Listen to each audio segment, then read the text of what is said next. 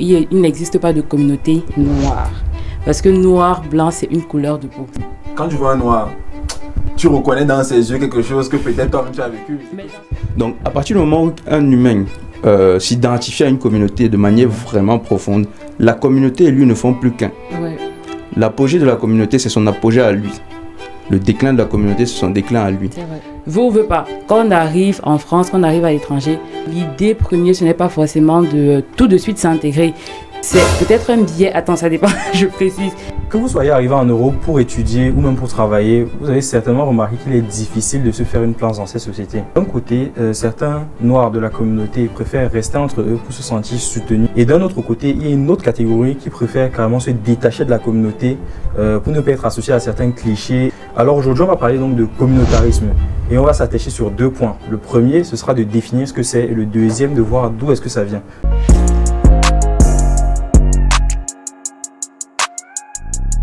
Bonjour à tous et à tous et bienvenue sur Au-delà des frontières, le canal d'expression privilégié des jeunes de la diaspora. Ici, on parle de divers sujets d'ordre scolaire, professionnel et même culturel. Bref, de tous les sujets qui nous concernent, nous, jeunes de la diaspora, avec des personnes qui nous ressemblent.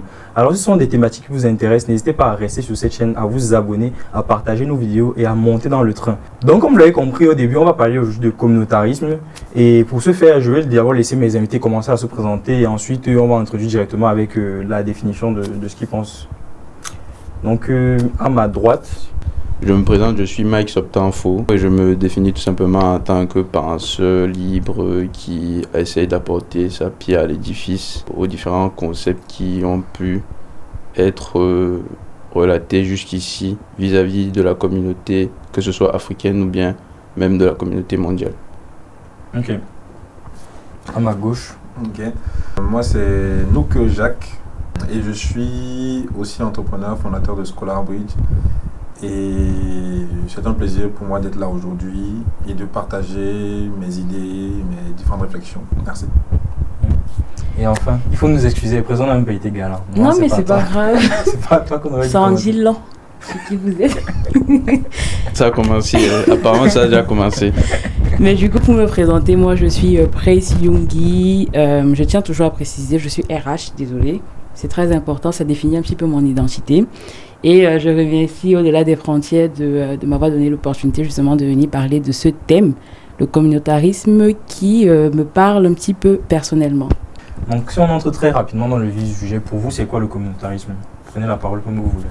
Bon, si vous m'autorisez, je peux commencer.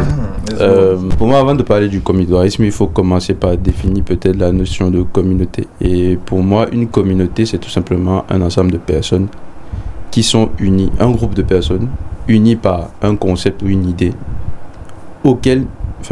un concept auquel ils s'identifient. Et le plus important ici, le mot le plus important pour moi dans cette phrase, et ça sera mon fil conducteur durant toute la discussion, c'est s'identifier. Donc pour toi, communauté noire n'existe, c'est pas un terme qui est... Si, il y a une communauté noire qui existe, c'est-à-dire à partir du moment où des gens s'identifient à cette idée-là, ils font partie de cette communauté noire. Mais je vais aller dans les détails après. Okay. Et maintenant, ayant défini le mot la communauté, le communautarisme, parce qu'il a le suffixe isme, désigne déjà quelque chose d'idéologique. Et si c'est plus précisément même, ça fait référence à une idéologie qui se base sur une certaine hiérarchie. Ça ne veut pas dire que tous les ismes sont des idéologies hiérarchisantes, mais je pense que pour moi ça se vérifie dans le sens que on ne devient communautariste qu'à partir du moment où déjà on s'identifie à une communauté et on la prend et on la met au-dessus, personnellement au-dessus des autres. Et c'est là qu'on rentre dans la notion de communautarisme. Donc c'est le fait d'avoir une communauté et de lisser cette communauté-là au-dessus des autres. Du coup, moi je vais rebondir par rapport à sa réponse. Le communautarisme, effectivement, ça vient c'est issu du mot communauté. Mais pour moi, la communauté, c'est un ensemble de personnes ou un groupe de personnes qui s'identifient en fonction d'un caractère particulier. Un caractère qui est soit religieux, soit ethnique, soit culturel, ça dépend. Mais je souhaite plutôt rebondir dans le sens où il n'existe pas de communauté noire. Parce que noir, blanc, c'est une couleur de peau. C'est pas un caractère, c'est une couleur qui est totalement qu'on ne peut pas totalement rattacher à un certain caractère. Donc, ce qui fait en sorte que pour moi, les communautés qui existent, c'est des communautés linguistiques, des communautés ethniques, des communautés culturelles, bref, tout ça. Et ensuite, pour répondre à c'est quoi le communautarisme, c'est des individus qui privilégient leur appartenance, du coup, à une communauté au détriment des autres communautés. Là, ils auront tendance à vouloir rester ensemble, à vouloir communiquer ensemble, enfin, à vouloir vraiment construire des choses entre communautés en fonction d'un caractère précis qu'ils partagent. Et oui, pour moi, c'est ça le communautarisme. Je ne sais pas si c'est assez clair. Non, c'est clair. J'ai compris. Ouais. J'ai bien compris. On était en face sur la deuxième, c'est juste la première. Au départ, en voulant rebondir, pour moi, quand on parle d'ethnicité, de religion, etc., pour moi, ça rejoint à peu près ce qu'il disait. Ce sont des idées, des concepts autour desquels on s'identifie ou bien on se rassemble. Et maintenant, après, quand tu as dit... désolé, je vais répondre. Je donne ma version des faits tout à l'heure. Et tout à l'heure, tu as dit qu'il n'y a pas de communauté noire. Parce que noir, c'est une couleur de peau. Pour moi, du moins, c'est ton point de vue que je respecte bien. Mais je pense que. Et après, tu as parlé d'ethnicité. Oui. Sauf que des fois, quand on parle d'ethnicité, noir est repéré comme étant une forme d'ethnicité aussi. En fait, vas-y, pardon. Vas-y. Maintenant, c'est que le terme noir, au-delà d'une couleur de peau, c'est aussi un symbole aujourd'hui. C'est devenu politique, c'est devenu représentatif d'un groupe, d'une origine, et même quelque part, je dirais, je ne vais pas dire d'une souffrance, mais plutôt peut-être d'un stigmatisme, de quelque chose finalement que tous ceux qui, parce qu'ils ont cette couleur de peau-là, en fait, il y a quelque chose de plus grand qui va au-delà de ça. Donc derrière, finalement, le terme noir, c'est pas, on va pas se dire, oui, la couleur de peau, bon, même si en fait elle est marron, déjà, bon, bref, voilà. C'est un concept. Derrière ce concept-là, justement, adossé au mot noir, il y a une communauté qui s'est dressée ou bien qui se construit, ou bien qui peut être identifiée derrière. C'est comme je disais, pour moi, à partir, je suis entièrement d'accord avec toi sur le plan factuel. Ça n'existe pas. Exactement. Une race noire, une race blanche ou machin. Et justement, je pense que c'est une désignation qui a été mise en place par la société, mais en réalité, pour moi, il n'existe pas du tout. Oui, c'est même ça le propre justement d'un concept, c'est que le concept ne va pas forcément se baser. Je vais en parler dans la suite de la question. Mais à partir du moment où tu as des gens qui s'identifient, peu importe le concept, peu importe à quel point on le trouverait aberrant ou pas, à partir du moment où il y a des gens qui s'identifient à un même concept, c'est une communauté en fait qui peut naître de là.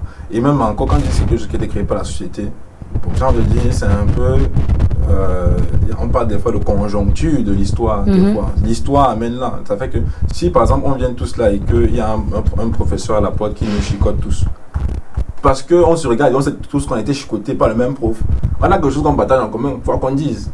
Tu vois un peu, peut-être qu'il y a des termes de manière spécifique pour bien traduire un peu là où l'histoire nous amène. Donc malgré nous, quand tu vois un noir, tu reconnais dans ses yeux quelque chose que peut-être toi-même tu as vécu. Mais dans ce cas-là, est-ce que tu croises un noir, oui, bien sûr. Il y a le petit mouvement des têtes. Oui. En fait, c'est qu'il y a un truc. Mais pardon, attends, avant de crocheter le dernier point aussi que tu voulais dire, c'était quand tu disais que c'est communautarisme, c'est pouvoir privilégier sa communauté par rapport aux autres communautés. Ouais. En gros, tu son appartenance à une communauté. Le fait qu'il y a plein de communautés et que j'ai choisi une communauté. Oui, encore totalement. Ici, là, il n'y a rien d'extraordinaire de dire, si on part de ce point de vue-là. Donc, maintenant, moi, ma définition, c'est intéressant d'avoir commencé par le terme communauté et le sujet que tout le monde partage. Et justement, je suis un peu trigger quand on parle de communautarisme, parce que voilà, des fois, pour moi, on confond le fait de vouloir ou bien d'apprécier, ou bien de vouloir, vivre en communauté des fois, et le côté communautarisme qui vise à une idéologie qui, quelque part, va faire en sorte que, je ne vais pas parler d'hierarchisation, mais peut-être de privilégiation. Privilégier, oui. Voilà, privilégier, après, selon les contextes, selon les sujets, un groupe de personnes, une communauté précise, s'il faut privilégier le terme communauté ou bien un groupe de personnes par rapport à d'autres. Donc ça, c'est mon point de vue. Après, prioriser ou privilégier, pour moi, tout ça renvoie toujours à une notion de hiérarchie. Oui, tu as forcément, parce que tu as un premier choix, un deuxième choix, etc. Et donc voilà. Alors, dans le deuxième pendant de la vidéo, on doit justement parler de pourquoi le phénomène existe. Moi, j'avais relevé quelques points. Je ne sais pas si vous voulez les saisir au vol. sur le fait non seulement de l'impact de l'immigration et du choc culturel qu'on a lorsqu'on vit en France. Ça, c'est le premier point que j'avais relevé. Le besoin de familiarité. Souvent, quand tu viens tu interagis avec quelqu'un, tu n'as pas l'habitude de comprendre comment il fonctionne. Tu as l'impression qu'il est un peu froid, surtout ici en France. Et l'aspect stéréotype et préjugé. Donc je ne sais pas s'il y a un point particulier qui vous prend, ou alors vous voulez développer une autre idée. D'où ça vient. Bon, moi, je vais plus parler de cette tendance finalement qu'on a des fois à vouloir rester en communauté. Et pour moi, d'où ça vient, il y a déjà un sentiment de... Je peux dire quoi, c'est peut-être aussi lié quelque part à notre besoin d'appartenance. Quand je vais quelque part, du moins, on parle bien juste pour être sûr, de quelqu'un, par exemple, qui quitte du pays, du Cameroun, par exemple, pour venir en France. Oui. Je quitte le chez moi, je vais quelque part où je ne connais pas. C'est totalement nouveau. Et si je repère autour de moi des choses qui me font penser à moi ou à d'où je viens, ça m'est familier. Puisque je suis à l'étranger, donc, entre guillemets, je suis en insécurité, pour des raisons de sécurité, entre guillemets, j'aurais tendance à vouloir me rapprocher de là. Et peut-être faire de là mon point de départ pour finalement explorer le monde en toute sécurité. Donc c'est pour moi un peu quelque part le début de cette tendance-là à vouloir, voilà, on se retrouve entre nous pour pouvoir, voilà, histoire déjà de commencer et après découvrir petit à petit. Et maintenant aussi en sortant, je me rends compte que le dehors c'est le hustle, c'est chaud, et que malgré toutes mes tentatives, c'est toujours difficile. J'ai tendance à revenir et après une fois, deux fois, trois fois, ça devient comme un réflexe. Donc, en fait, la communauté, c'est comme une safe place pour toi, c'est ça? Ouais. Le socle sur lequel tu peux baser. Si on parle de la communauté africaine, au sens commun, quand je viens à l'étranger, c'est d'abord une notion de safe place. Au niveau zéro, pour moi, c'est d'abord une notion de safe place. Maintenant, après, du moins safe place pour commencer. Et après, voilà, sortir, aller découvrir, aller explorer le monde, entre guillemets. Et en fonction de ce que j'aurai, en fonction de la réponse que j'aurai de cette expérience-là, des stimulus qui vont me croiser, là maintenant je vais transformer cette communauté-là. Ça sera peut-être ça sera peut-être juste un safe place, ça sera peut-être finalement ma place, parce que j'estime que dehors je n'ai pas de place, entre guillemets, je n'ai pas d'endroit pour rester. Et en fait, au fur et à mesure de mes expériences avec l'extérieur, je construis et je fortifie, entre guillemets, et je donne peut-être une direction également aussi à cette safe place-là, à cette communauté. Qu'est-ce que tu appelles direction? Par exemple, si je sors et que je me rends compte que autour de moi, je n'ai pas forcément les opportunités facilement, d'opportunités en termes d'emploi, de stage, etc. Et que les gens qui me ressemblent aussi, c'est quelque chose de très compliqué. Du coup, je vais me donner quelque part permission à, si j'ai une opportunité, je vais dans la communauté principalement pour aller les pousser, tu vois. Parce que dans la tête, je me dis, ça doit être un moyen pour faciliter aux autres qui peuvent avoir la même difficulté que moi, par exemple, de trouver aussi un stage, tu vois. Et donc c'est comme ça que je lui donne en fait des possibilités à cette communauté-là. Tu vois, progressivement. Là, j'ai pris le cas de l'emploi. D'autres, ça sera par rapport à l'aspect financier. Les business des Noirs ne marchent pas. En tant que Noir, j'estime que les business des Noirs ne marchent pas. Je me dis, c'est un postulat, hein, ce n'est pas une vérité. C'est un exemple. Voilà, c'est un exemple. Voilà. Qui Si n'est j'estime pas que les business des forcément Noirs réflecteur de la réalité. Merci. Si j'estime que les business des Noirs ne marchent pas, je me dis, ok, il faut qu'on essaie de faire tourner l'argent entre nous pour nous permettre de faire sortir ces business-là. Tu vois ce que je veux dire? Bon, c'est ça en fait que je parlais de direction, mais bon, je préfère... Là, je m'arrête d'abord là. Je passe la parole. La question, c'est d'où vient le communautarisme, c'est ça? Ok. Bah, pour moi, c'est vraiment plus ou moins ce qu'il a dit au début. Le communautarisme vient du fait que pour une personne, effectivement, qui vient d'arriver de l'étranger, tu auras tendance à vouloir être avec les tiens, dans une certaine mesure, être avec des personnes qui te ressemblent pour peut-être partager les mêmes idées. Parce que, veut ou veut pas, quand on arrive en France, quand on arrive à l'étranger, l'idée première, ce n'est pas forcément de tout de suite s'intégrer. C'est peut-être un biais, attends, ça dépend, je précise, c'est peut-être un biais cognitif, mais tu as tendance à vouloir d'abord retrouver des personnes qui te ressemblent, des personnes qui se rattachent un petit peu à toi, et peut-être en fonction de ça, par la suite, tu verras comment t'intégrer avec d'autres personnes. Mais instinctivement ou pas, franchement, que je le veuille ou pas, pour moi en tout cas, c'est ce qui était mon cas, que je le veuille ou pas, j'aurais tendance à vouloir être avec des personnes qui me ressemblent, qui justement partagent plus ou moins les mêmes idéologies que moi, la même culture, la même nourriture peut-être, enfin, la même ambiance, la même façon de faire. Et je pense qu'effectivement, c'est de là que naît le communautarisme, parce qu'à partir du moment où tu t'intègres dans ce mode-là, dans cette mouvance-là, tu n'auras pas forcément, enfin, tu ne voudras pas forcément en ressortir. Et tu auras tendance à vouloir rester justement avec les tiens parce que tu t'y sens un petit peu plus à l'aise. Et si tu essayes d'explorer le monde un petit peu extérieur en voulant t'intégrer, comme on dit souvent, tu te rends compte que finalement, tu es un peu mis à l'écart, enfin, tu es un peu repoussé. Dans ta tête, tu auras tendance à vouloir rester avec les tiens. Donc, tu vas construire ce trait, Quand tu dis que tu auras tendance à... ce caractère de Tu vas voir que communautariste. c'est compliqué. En fait, j'avais suivi une fois que pour épouser un peu la culture d'une autre personne, tu dois un peu perdre la tienne. C'est-à-dire que tu dois légèrement t'acculturer Oui. pour comprendre, en fait, pour déconstruire un peu les concepts que toi tu as, pour comprendre un peu comment lui réfléchit. Tu dois un peu laisser aussi. En fait, c'est un équilibre qu'il faut atteindre. C'est pas tu peux pas complètement garder. En fait, il y a des gens qui réussissent à le faire, mais très généralement, surtout si tu veux vraiment rester avec ces personnes à longtemps, pas de manière ponctuelle. Il faut un juste petit tu peu les vois perdre une fois dans une par mois. certaine mesure ton identité pour pouvoir... Est-ce que pas les forcément, cultures n'ont pas pour vocation à se... Enfin, est-ce qu'il y a forcément besoin qu'il y ait un jeu de proportionnalité entre les cultures dans le sens où c'est comme si c'est un stade de 100 mètres carrés et tu ne peux remplir que les 100 mètres carrés. Si tu as rempli 100 mètres carrés et que tu vas ajouter 10 mètres carrés, tu es obligé de retirer pour en rajouter. Est-ce que tu peux pas juste rajouter quelques C'est ça en fait. points positifs? Parce que je pense que dans toutes les cultures, il y a des points positifs. Bien dans sûr, toutes les totalement. cultures, il y a des points négatifs. Et est-ce que la question ne serait pas plutôt d'essayer de se saisir dans chaque culture tirer ce qui des est bien. points positifs qui permettraient à la personne d'avancer vis-à-vis de la chose à laquelle elle veut aboutir, je sais pas, en termes d'objectif ou quoi que ce soit. Voilà. Est-ce que c'est forcément, il faut...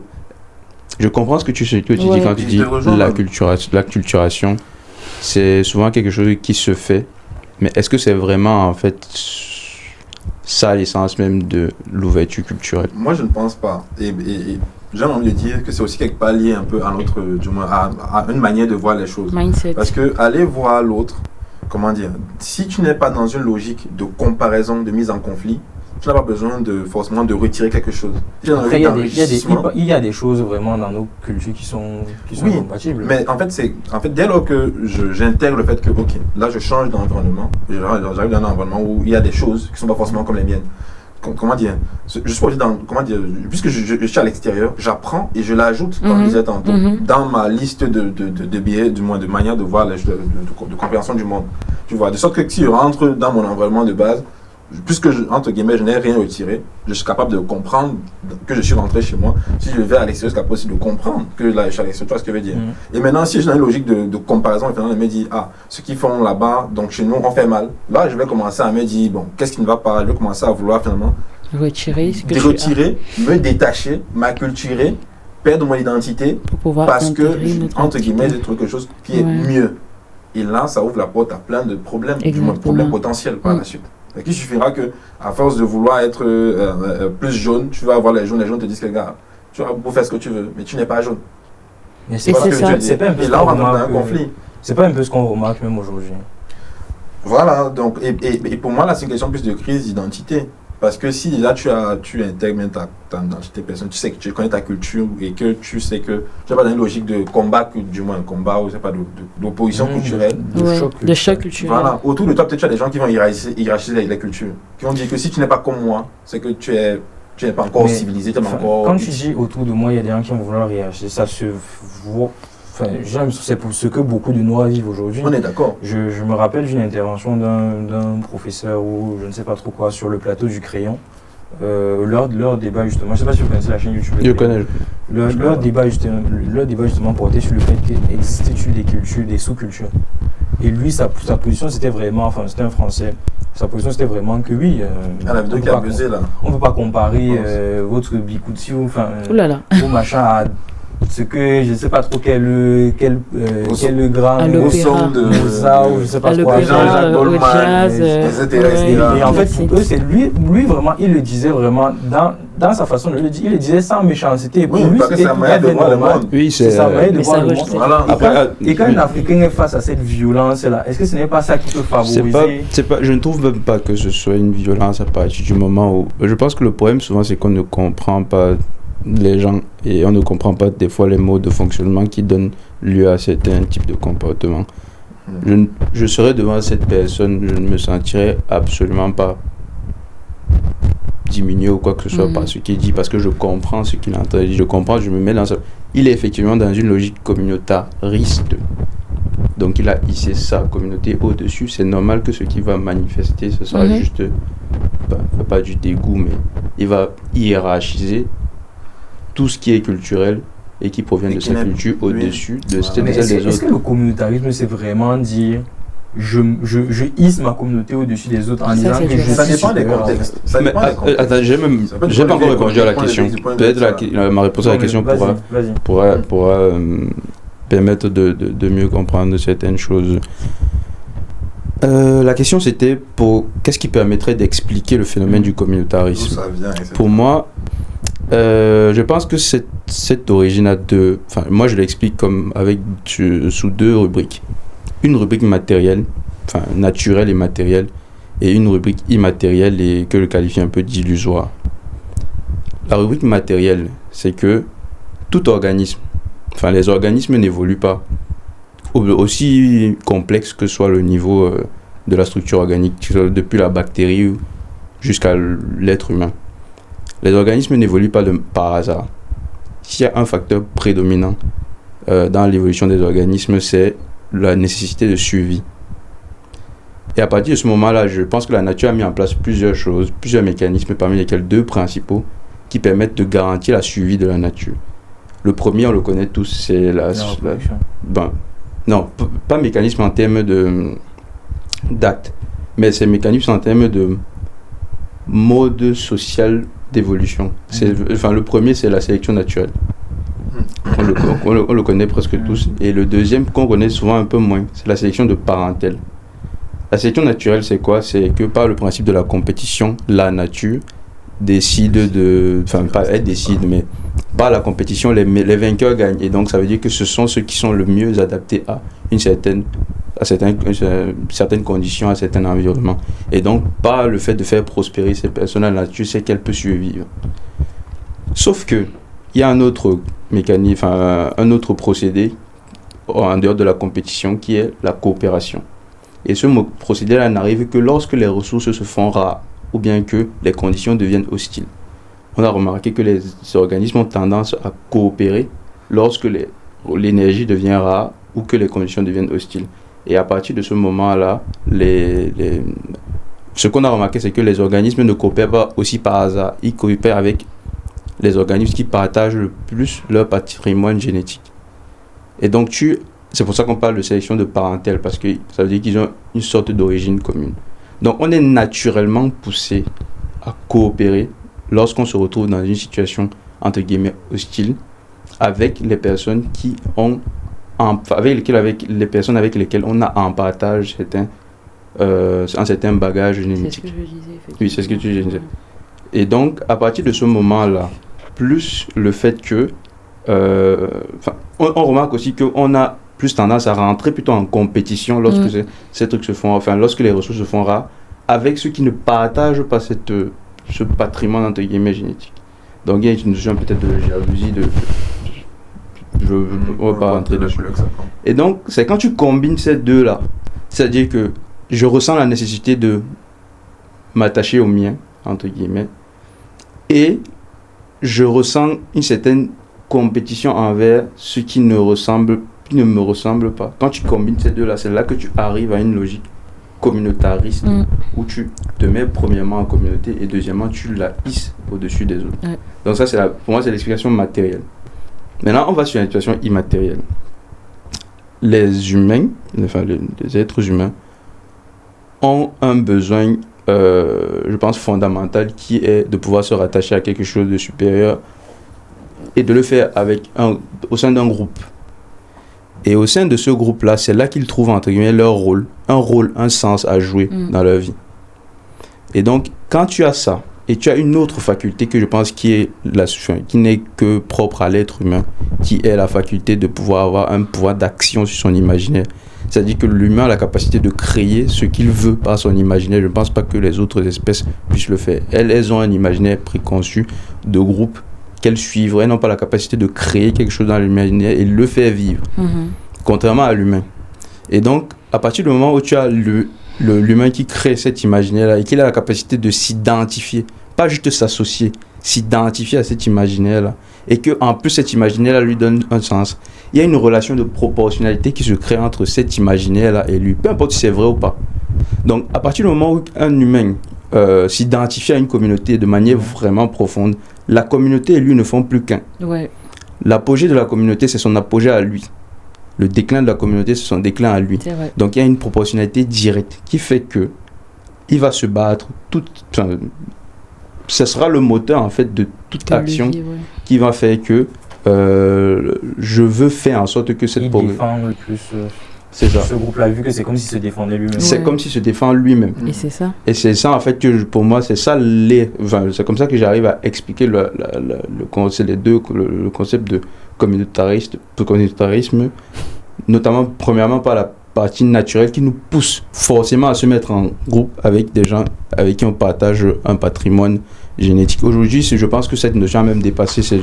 On peut juste partager un patrimoine conceptuel et on va se mettre en groupe. Et il y a ça, et il y a le fait qu'on s'identifie à cette chose qu'on a créée comme la communauté telle, et en l'occurrence ici la communauté africaine. À partir du moment où tu t'identifies à ça, tu as une relation de dépendance proportionnelle qui existe et qui te fait agir, qui est motrice de toutes tes actions. Ce qui peut donc expliquer pourquoi quelqu'un dit des choses qui paraissent choquantes. Et c'est pour ça que je te dis, je me place. Qui ne sont pas dans son groupe. C'est ça, je me place en face de lui, je ne vais pas le. Tu vas pas forcément le voir comme un rabais. C'est ça, je comprends, il s'identifie à quelque chose de totalement et c'est normal qu'il le défende de cette manière. Mais après, je pense qu'il faudra avoir l'intelligence relationnelle pour comprendre ce que toi tu dis. Quelqu'un qui va être en face de lui et qui n'a pas justement cette idéologie ou bien cette intelligence, elle aura tendance à se sentir totalement directement parce que la personne et rabaissé. Pourquoi est-ce que c'est à la personne qui est en face de lui d'avoir une intelligence émotionnelle et non pas la personne qui s'exprime pas. En soi, lui, je pense qu'il doit avoir une intelligence dans le sens, son intelligence est très cadrée. Il estime que sa communauté est au-dessus. En fait, comment le dire, veut ou veut pas, même si en face de lui, c'est qu'il a des personnes qui pourra blesser ou pas, son intelligence à lui, relationnelle, émotionnelle, quoi que ce soit, il estime que sa communauté est totalement au-dessus. Donc, en le disant, pour lui, c'est normal. Pour lui, ça ne devrait même pas te blesser. Pour lui, c'est sa normalité à lui, donc son intelligence à lui dans une certaine mesure. C'est toi maintenant en face pas forcément d'avoir la même intelligence, mais d'être un petit peu plus open mind. I don't know how to say it in French.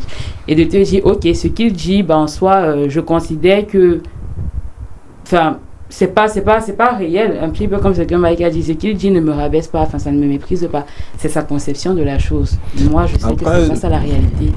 Ok. Comment dire, pour moi, quand il le dit, il n'a pas forcément, pour lui, l'intention n'est pas forcément de ne pas te blesser en le disant. D'accord. Des fois, ça peut être volontaire.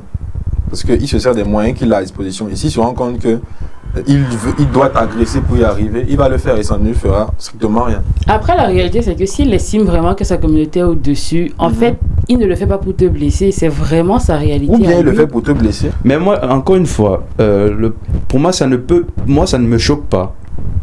Pourquoi ça ne me choque pas? Parce qu'en fait, je reste toujours, ce que je voulais dire, toute la discussion, je vais parler de cette notion d'identification. C'est la notion centrale qui fait en sorte que, on se sente attaqué lorsque quelqu'un dit ce type de choses. Parce que quand il le dit, il rabaisse notre communauté. Et si on s'identifie nous aussi à cette communauté-là de manière intégrale, on se sent rabaissé nous aussi. Et c'est pour ça qu'on réagit. Et donc, c'est pour ça que je dis que la clé dans cette histoire, c'est d'avoir une identification, mais d'avoir un contrôle sur cette identification-là. Ouais. C'est ça, d'être capable de prendre une distance quand ça ne nous sert pas. Parce que là, en rentrant en débat qu'on fait avec cette personne sur ce point-là, parce qu'il faut savoir que c'est souvent ces identifications-là qui ont mené aux pires guerres qui ont existé sur cette terre. Donc, je pense que la question n'est pas qu'est-ce qui fait et qui rabaisse ou pas notre communauté. C'est quelle est notre capacité à avoir du contrôle sur cette identification-là pour prendre des distances des fois ou pas. C'est très intéressant, et du moins, juste ce que je voulais terminer tout à l'heure, c'est que l'intention peut être d'agresser ou bien de conquérir, d'accord. Dans une logique d'hégémonie et de conquête, de vouloir te faire comprendre et accepter. Un peu comme justement, si je me rends compte que mon déclin de la communauté c'est le mien et que je te vois comme une menace potentielle, dans mon action, il peut avoir ça. Comme aussi, il peut avoir simplement une sorte d'exaltation de ma culture, et si vraiment ça te choque parce que voilà, tu fais partie, tu es dans mon champ de mise, je peux dire ça comme ça. Tu vois. Et après, bon, comme une clé finalement pour ne pas se retrouver blessé par ce genre de choses, et à du moins peut-être être informé de cette manière de voir les choses, de cette réalité-là finalement, avoir du recul. Et aussi, bon, comme on aime souvent, du moins, comme on ne dira jamais avoir du contrôle sur ses émotions, un peu sur sa personne, sur ses réactions, et de pouvoir tout de suite identifier des combats utiles, des combats inutiles, en gros. Comme ça. Bien choisi, c'est pour moi. Mais les gars, vous avez démarré très très fort là. En fait. C'est très très fort ce que vous avez fait. Non mais c'est bien, honnêtement, c'est très bien. Non mais il y a tellement d'autres choses à dire sur le communautarisme. En tout cas, on va déjà vous laisser comme ça pour ce premier épisode sur la question. On va revenir avec d'autres thèmes. Dites-nous déjà si cet épisode vous a plu, ce que vous en avez pensé. Je vais vous inonder l'espace commentaire avec vos opinions, vos débats. On va essayer d'échanger par rapport à tout ça. Et même peut-être prévoir un live pour pouvoir mieux discuter en profondeur de ces sujets-là. C'est un format qu'on développe de plus en plus sur la chaîne. Donc, comme je l'ai dit, merci de nous avoir suivis là. On se retrouve à très bientôt pour une nouvelle vidéo sur Au-delà des frontières. Au revoir. Ciao.